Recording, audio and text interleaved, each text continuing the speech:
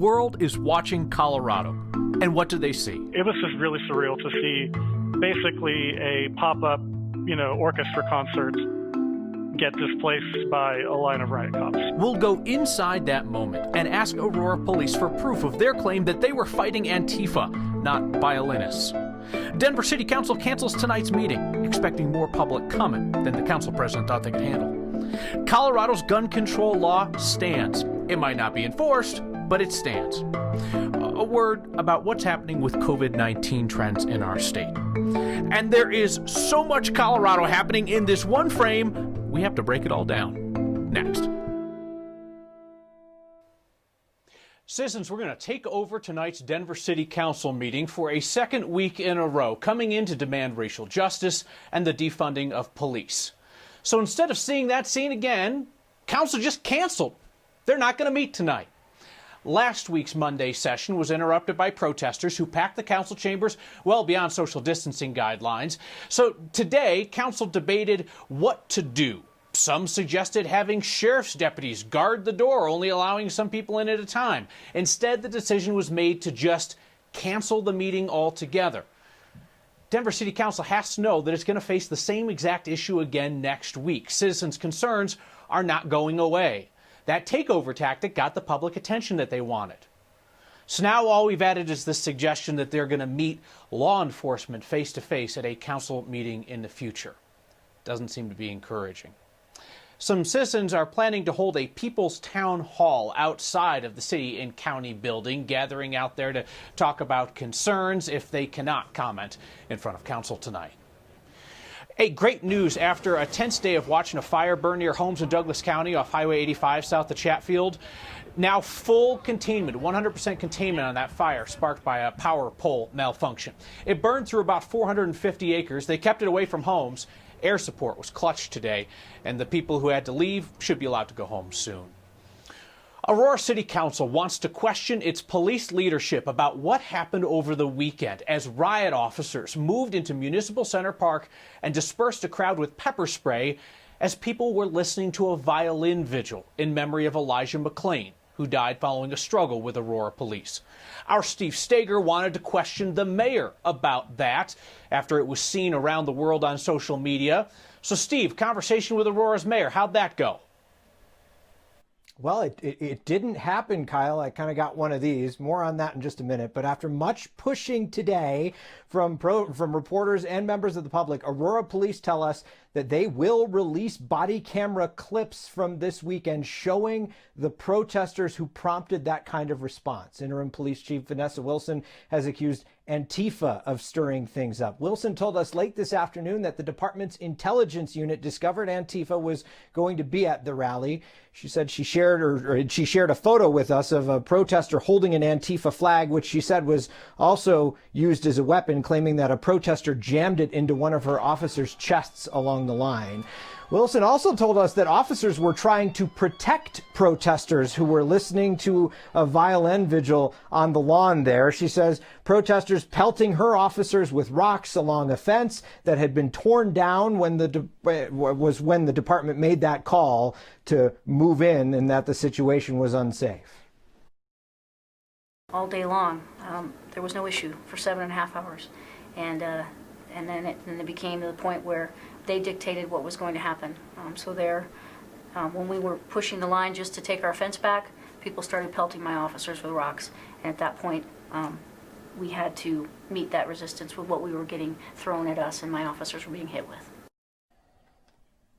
Aurora City Councilman Juan Marcano, an advocate for police reform, was at that protest all day, and he says he did see a handful of agitators in the crowd, but they tended to be regulated by the peaceful protesters who were there. They would say, stop, don't do that. You're going to get the police to respond on us. He told us he was upset by APD's decision to storm that field like they did during the violin concert. He wishes the chief would have reconsidered her decision to have her officers in riot gear in the first place. It was actually de-escalated best when the chief actually pulled the riot officers back. Because the agitators who are there to cause trouble, if they don't have a target, they get bored and leave. The crowd there wasn't looking to damage anything. They were there to express their First Amendment rights.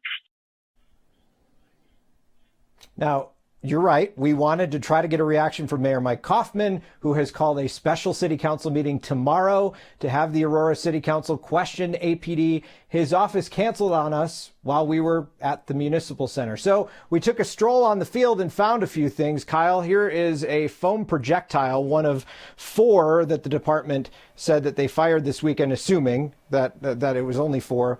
And then this, which appears to be a beanbag round, and I'll try not to get it out of the light there. We asked Chief Wilson about this today. She said her officers did have these out there and used them only against protesters who were throwing things at them, but that her officers did use them. We had not heard that until this afternoon. It's interesting to watch, Steve, sometimes the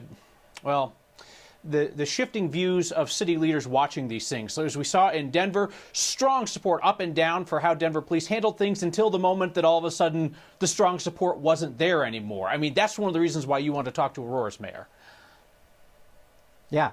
Aurora Mayor Mike Kaufman on Saturday night tweeted his support for Chief Wilson and the response of the Aurora Police Department. But after 2 days of just taking Twitter comment after Twitter comment and video after video of protesters doing things, the mayor did an about face and is now calling that special meeting and refused to talk to us today because he said he wanted the chief to speak with us first. Our Jordan Chavez talking to the chief right now. All right. Steve Stager, thank you very much.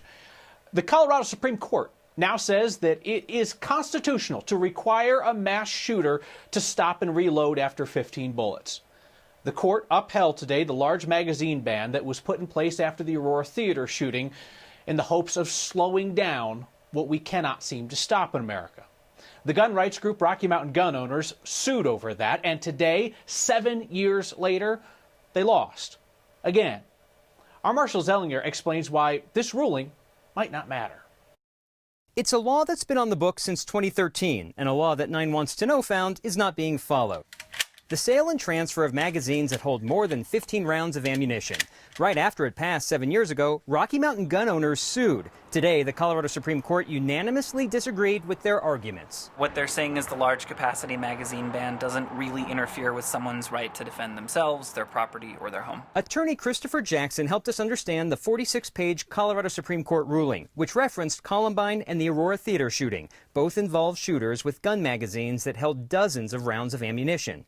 The pause created by the need to reload or replace a magazine creates an opportunity for potential victims to take life-saving measures.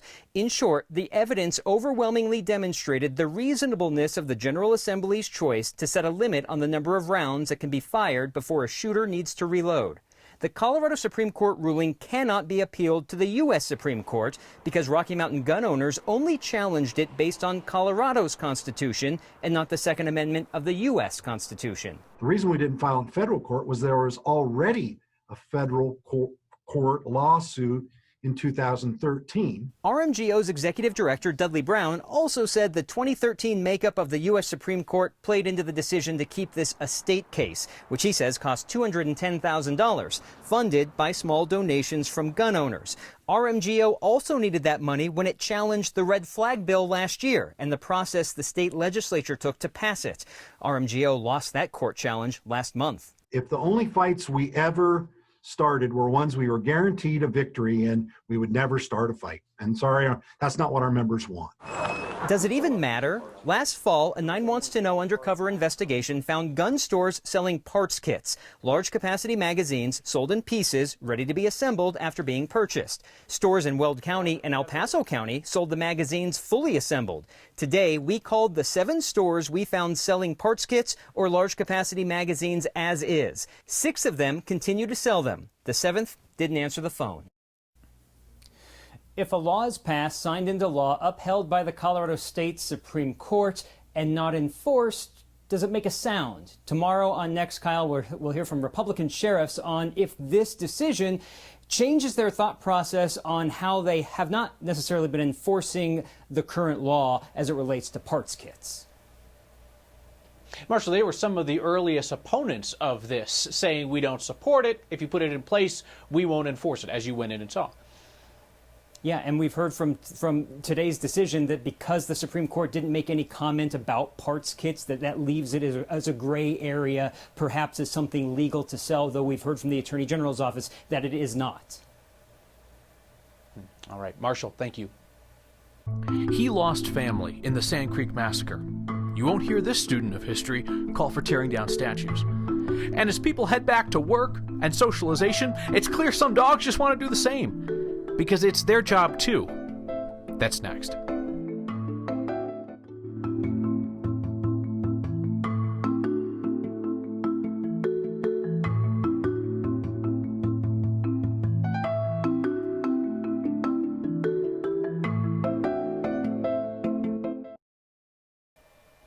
Boulder County is extending its public mask order indefinitely. It was supposed to expire tomorrow. Like Denver, Boulder's just hoping that voluntary compliance and maybe some social shaming will convince people to wear masks. They're not like out there enforcing it or anything else. Get a load of what they're doing in terms of the social pressure. They're straight up asking people to move away when you see an anti-masker in public, to stay 6 feet away from strangers, and to use your own social influence to try and get other people to take precautions. After weeks of steady declines in the number of Coloradans in the hospital with COVID-19, it appears that that number has leveled off. 132 people are currently in a hospital in our state with the virus. We've been staying in that 130 to 140 daily hospitalization range for more than a week now after a long, steady drop, so we're going to keep a close eye on that number for the next few days. Do you remember that slasher movie, I Know What You Did Last Summer? I'm dating myself. That came out when I was in high school. Actually, dating myself is pretty much what I did throughout high school. The title of that movie, though, keeps popping into my head when I see the news headlines from other states that are seeing a resurgence in cases of COVID-19. Because when I see Arizona and Texas and Florida, I'm thinking, I know what you did 2 weeks ago and what you didn't do. Because while much about the virus is a mystery, we do know the overall trend lines of the pandemic are still steered by individuals' choices and our dedication to keeping up distancing. What did Colorado do 2 weeks ago? We're about to find out. Here's what I'd say, though. Colorado hasn't been lucky. Don't let anybody tell you that. We've been good. We've been smart. Whole lot of people making informed decisions and making personal sacrifices to limit risk. Now, no choice is a guarantee that you'll stay healthy. But don't believe that it's magic, and it's not all mystery. It's just choices, people's choices. So we're back to where we were in this conversation a couple of months ago, a reminder that our choices really do still matter. And Colorado, so far we can be proud of the choices that we've made. Maybe you caught some of the jokes that people shared over the last couple of months about dogs hiding from their humans so they don't get dragged out on their 7th walk of the day as people just need some excuse to get out of the house. Well, actually, there are other dogs that are feeling isolated because of the pandemic. There's a group of 40 therapy dogs, Caring Canines, a Good Samaritan Medical Center in Lafayette. The owner of 2 of those dogs told us that she can tell they miss their work. The other night I was kind of rearranging things in our mudroom where their badges and vests were hanging up, and I made a little too much noise with them, I guess. So they came running in thinking that it was time for them to go on their visit. So that was cute, which reminded me that they notice and they're ready to go again. Mary, a volunteer there with Carrie Canine, says hospitals beginning to make their plans for how and when those dogs and their humans can return safely. I am a descendant from Chief White Antelope. His great-great-grandfather was massacred in one of Colorado's most shameful moments. I'd like you to hear his perspective on the past and on the toppling of a monument that tried to rewrite history. Next. The toppled Civil War statue outside the state capitol, that might have come down years ago. But descendants of the victims of the Sand Creek Massacre, it was falsely called a battle on that monument, they didn't want the monument to come down. They had the state add a plaque explaining the real story of what happened. Today, our Byron Reed caught up with a descendant of Chief White Antelope, one of those who died at Sand Creek, to talk about his feelings about that monument coming down. You know, this is me. For Carson Antelope, pictures from the past I'm a Cheyenne and a Arapaho. Are reminders of his family's connection to Colorado. But I do have that Sand Creek connection through my great-great-grandfather, Chief White Antelope. Antelope is a first-generation student at MSU Denver majoring in history.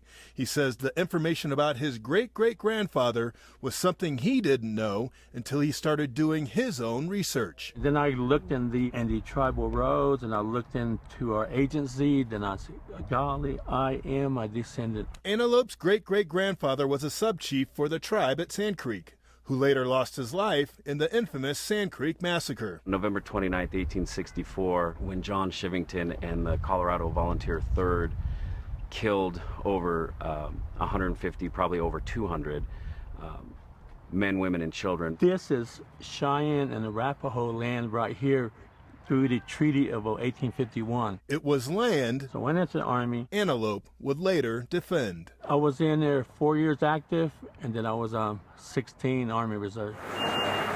So when he heard the news of a Civil War statue being vandalized at the Capitol, You have a plaque beneath it acknowledging that Sand Creek was a massacre and not a battle. he had mixed feelings. I believe what they are trying to prove and everything, but it was the only thing that was showing Sand Creek Massacre. At least it was a little bit of ember. Antelope says he just wants people to know part of who he is and the role his family played in the history of our state. Chief White Antelope, who was killed at Sand Creek, his blood is still here in Colorado. And that's a tremendous lesson for not just students at the university, but for the community as a whole. For next, It's family pride and then pride in my heart about my great-great-grandfather. I'm Byron Reed.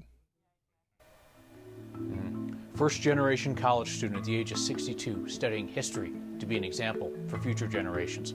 Whole mess of Colorado packed into one photo when we get back.